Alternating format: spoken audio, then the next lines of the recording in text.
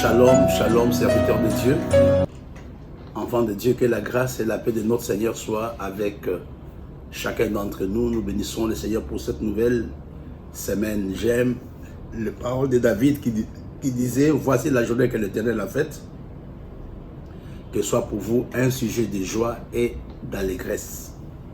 Ce matin, nous venons vers vous avec le même enseignement sur lequel nous avons commencé à travailler il y a pratiquement une semaine, sur le bâton de Joseph. On a donné quelques informations lors de la première session, de la première séance, et j'ai continué avec le même thème la semaine passée. Aujourd'hui, nous abordons la troisième partie, le bâton de Joseph. Et j'aimerais, sans plus tarder, que nous puissions lire un texte dans le livre de Genèse chapitre 49. Parce que n'oublions pas, le texte de base, c'était Ézéchiel, si vous pouvez vous rappeler. Ézéchiel chapitre 37, à partir du verset 15. La parole de l'Éternel me fut adressée en ces mots: et toi, fils de l'homme, prends une pièce de bois et écris dessus pour Juda et pour les enfants d'Israël qui lui sont associés. Prends une autre pièce de bois et écris dessus pour Joseph, roi d'Éphraïm, et toute la maison d'Israël lui est associée. Rapproche le l'une et l'autre pour en former une seule pièce, en sorte qu'elle soit unie dans ta main. Et lorsque les enfants de ton peuple te diront: ne nous expliqueras-tu pas ce que cela signifie? Réponds-leur, ainsi parle le Seigneur l'Éternel, voici, je prendrai le bois de Joseph qui est dans la main d'Éphraïm et les tribus d'Israël qui lui sont associés. Je les joindrai au bois de Juda et j'en formerai un seul bois, en sorte qu'il ne soit qu'un dans ma main. Là c'était le texte avec lequel nous avons commencé cette conférence. Et aujourd'hui, nous allons lire un autre texte, peut-être sans beaucoup de commentaires, dans le livre de Genèse, chapitre 15 au chapitre 49. On va voir à partir du verset 8. Juda, tu recevras les hommages de tes frères, ta main sera sur la nuque de tes ennemis, les filles de ton père se prosterneront devant toi. Juda est un jeune lion qui revient du carnage, mon fils. Il ploie les genoux, il se couche comme un lion, comme une lionne qui le fera lever. Le sceptre ne s'éloignera point de Juda, nul le bâton souverain d'entre ses pieds. Là, ce sont les paroles que Jacob prononce sur Juda. Et regardons le même Jacob, les paroles qu'il va prononcer sur Joseph. Et vous allez voir, ici c'est pour nous amener à comprendre qu'il y a une différence entre le bâton de Juda et le bâton de Joseph. Regardons ce que Jacob dit. Joseph, à partir du verset 22. Joseph est le rejeton d'un arbre fertile. Les rejetons d'un arbre fertile près d'une source. Les blancs se lèvent au-dessus de la muraille. Ils l'ont provoqué, ils ont lancé de traits, les archers l'ont poursuivi de leur haine. Mais son arc est demeuré ferme, et ses mains ont été fortifiées par les mains du puissant de Jacob.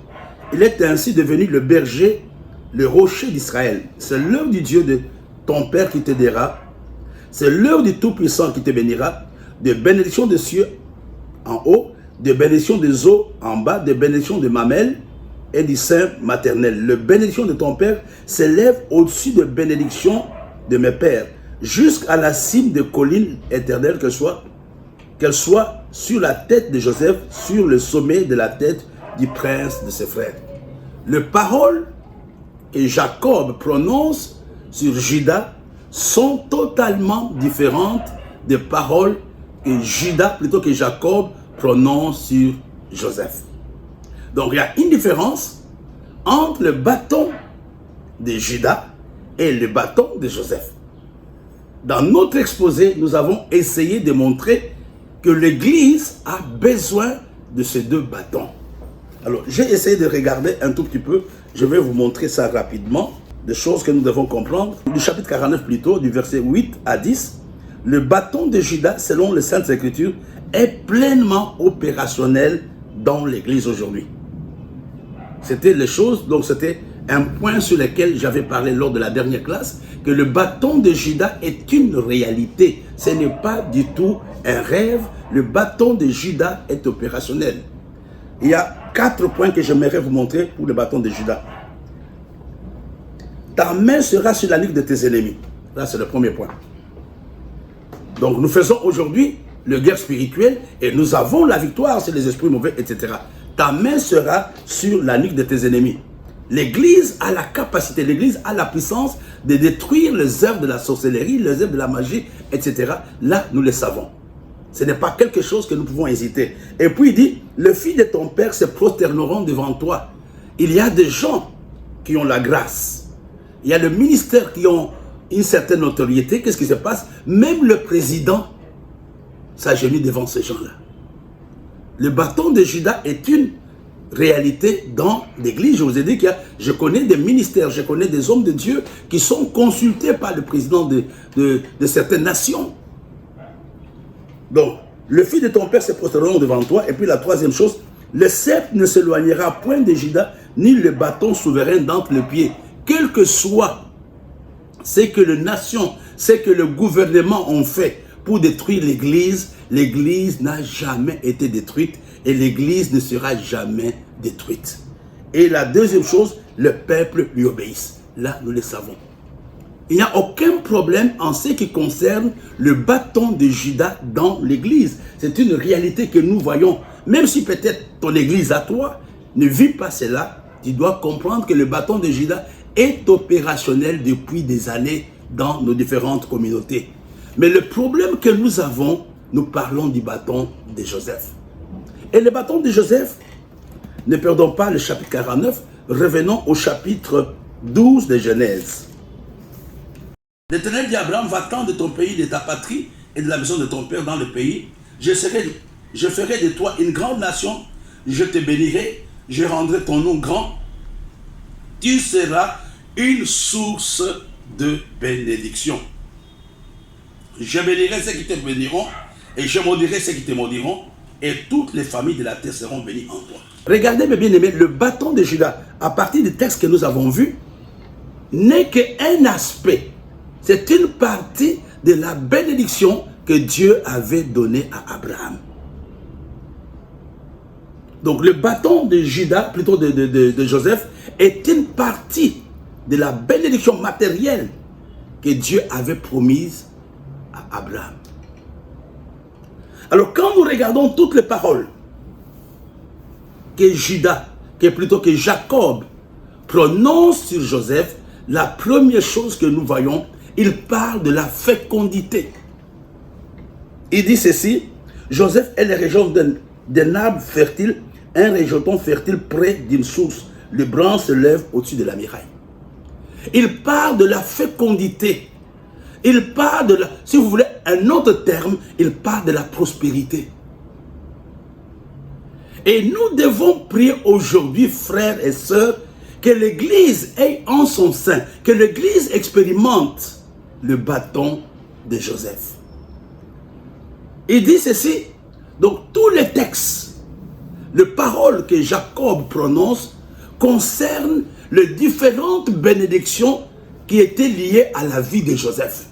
Il dit, il y aura les bénédictions d'en haut, les bénédictions d'en bas, les bénédictions souterraines, etc. Il parle de la bénédiction. Essentiellement, les paroles de Jacob, les paroles qu'il prononce vis-à-vis de son fils, étaient des paroles qui étaient pleines de bénédictions matérielles.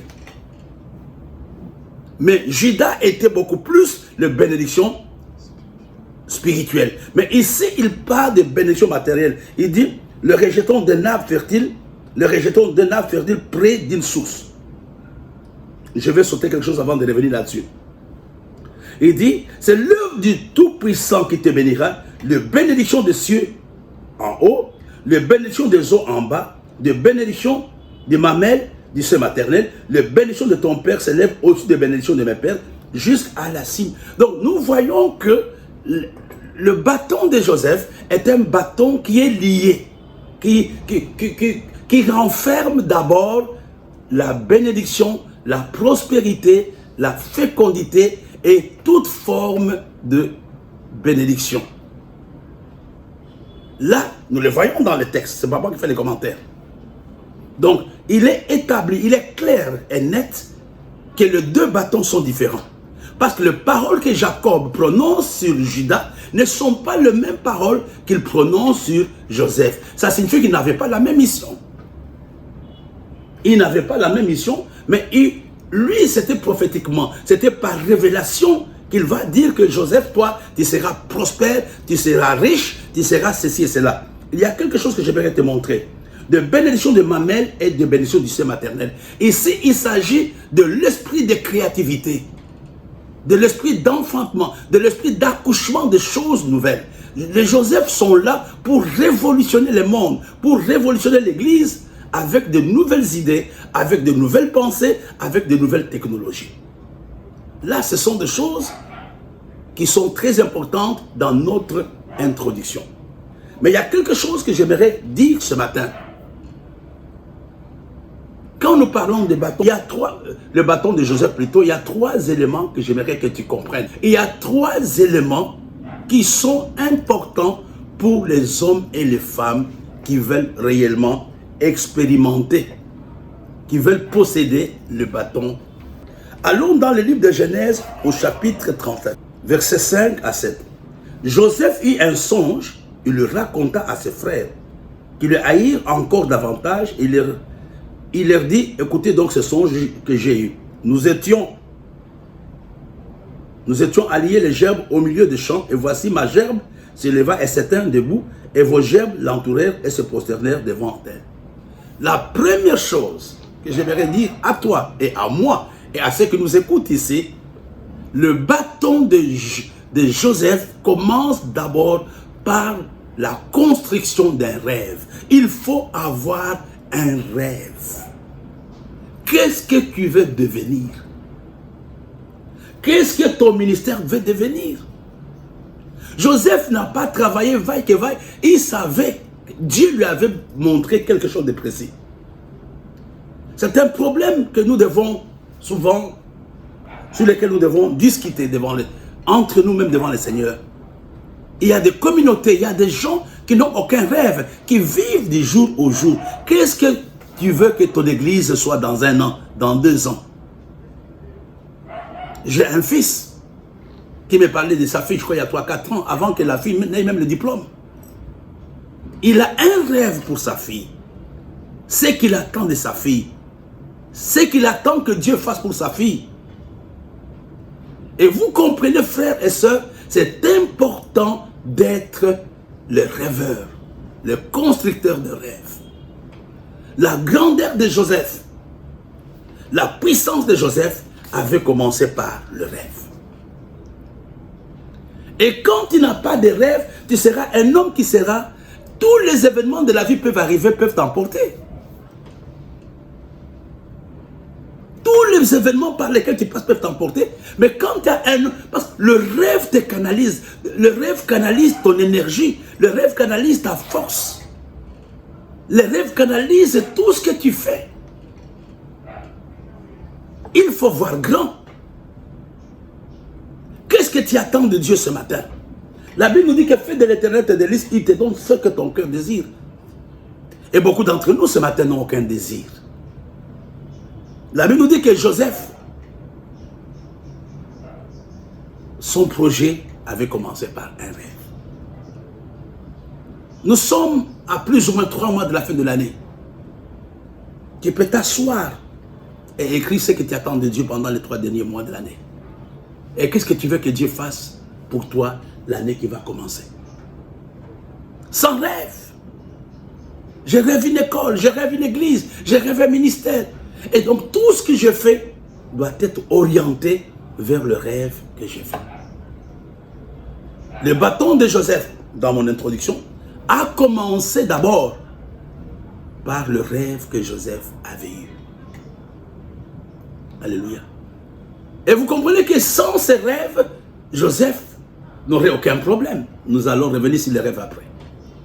La deuxième chose, allons dans le livre de Matthieu, chapitre 20. Matthieu, chapitre 20, à partir du verset 25, c'est moi. Jésus les appelait et dit, vous savez que le chef des nations le tyrannise et que le grand les asservisse. Il n'en sera pas de même au milieu de vous. Mais quiconque veut être grand parmi vous, suivez bien, qu'il soit votre serviteur. Quiconque être grand parmi vous doit être votre serviteur. La deuxième chose que Joseph avait développée dans sa vie, c'était l'esprit de service. Nous le voyons quand il se présente à ses frères. N'oublions pas qu'il est le premier ministre. Il leur dit, Dieu m'a amené ici pour que je travaille pour vous. Pour que vous ne puissiez pas mourir de faim. Et pour que je puisse préserver la postérité. Il ne se présente pas à un grand patron. Il se présente comme serviteur, ça c'est un exemple. Mais le service qui va déclencher le miracle de Joseph était le service qu'il va rendre aux prisonniers. Quand il était avec les deux prisonniers dans, entre guillemets, dans la prison de Pharaon, de Potiphar. Il avait toutes les raisons de se morfondre. Non, moi je ne sais pas pourquoi je suis prisonnier ici. Pourquoi on m'a amené ici? Mais nous voyons que Joseph interprète les songes des autres. C'est au travers du songe que Joseph a interprété que la vision qu'il avait eue quand il avait 17 ans va devenir une réalité. Mes frères, il y a une chose que je déplore, que nous déplorons. L'esprit de service n'existe plus dans la vie de plusieurs personnes. Il y a trois choses. Je disais que Joseph, son ministère ou bien sa grandeur commence par le rêve. La deuxième chose, il a développé l'esprit de service. Et la troisième, c'est dans le Genèse chapitre 45 jusqu'au chapitre 45, Joseph avait un esprit élevé de famille. Un sens aigu de famille. Alors, pourquoi aujourd'hui le bâton de Joseph n'est pas opérationnel? Enfin, quels sont les obstacles? Il y en a plusieurs, mais je vous donnerai peut-être 2 ou 3. Pourquoi aujourd'hui nous avons l'impression que ces bâtons n'existent plus dans nos églises? Je vous donnerai quelques raisons et des explications. La première raison, je l'ai déjà donnée, c'est l'absence de l'esprit de service dans nos communautés. L'absence, je suis pasteur.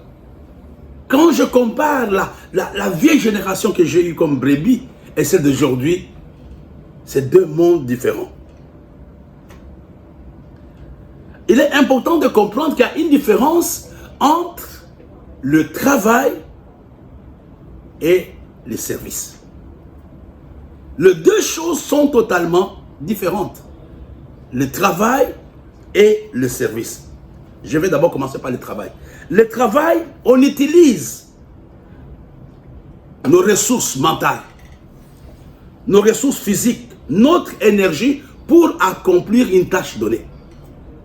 J'ai dit le travail, j'utilise mes ressources mentales, mes ressources physiques, mes ressources, mon énergie, pour accomplir une tâche donnée.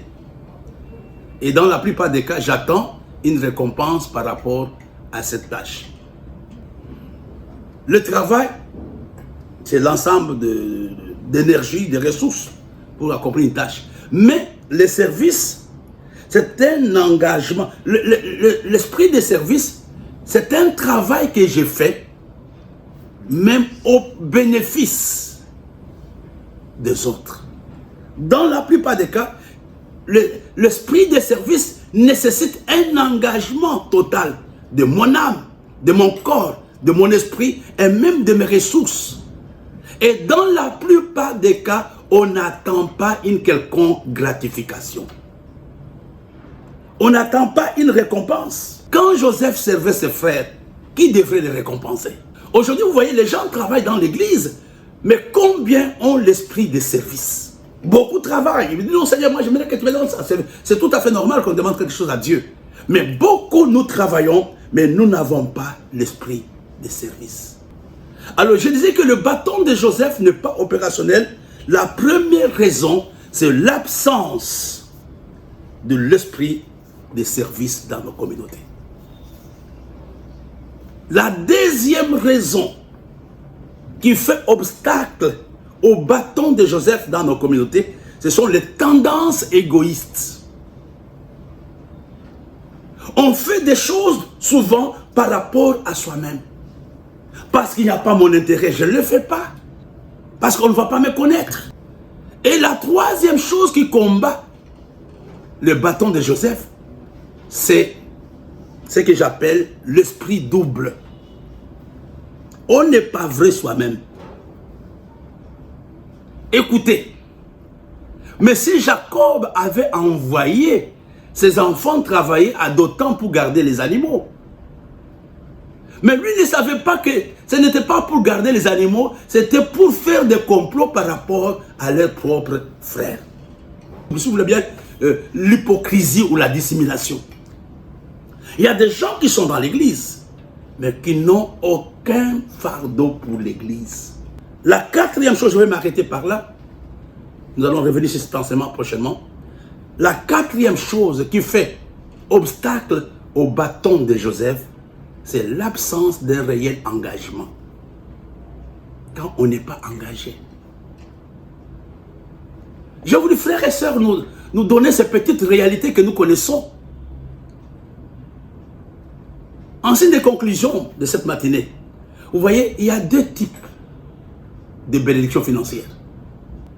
Le premier type de bénédiction financière, c'est la bénédiction financière par ce que j'appelle par la voie de Salomon. Et le deuxième type de la bénédiction financière par la voie de Joseph. La voie de Salomon est rare aujourd'hui. Il a prié, Dieu lui a donné l'argent est tombé comme ça entre les mains de Salomon. Mais Joseph a travaillé. Joseph s'est organisé. Si l'Église ne travaille pas à la bénédiction matérielle, à la prospérité, nous allons prier, nos églises vont demeurer pauvres. Nous aurons l'occasion de revoir ces choses un peu en profondeur lors de notre prochaine classe. Le bâton de Joseph, 3 éléments importants. La première chose, développer l'esprit, développer le rêve. Deuxièmement, développer l'esprit de service. Troisièmement, avoir un sens aigu de famille.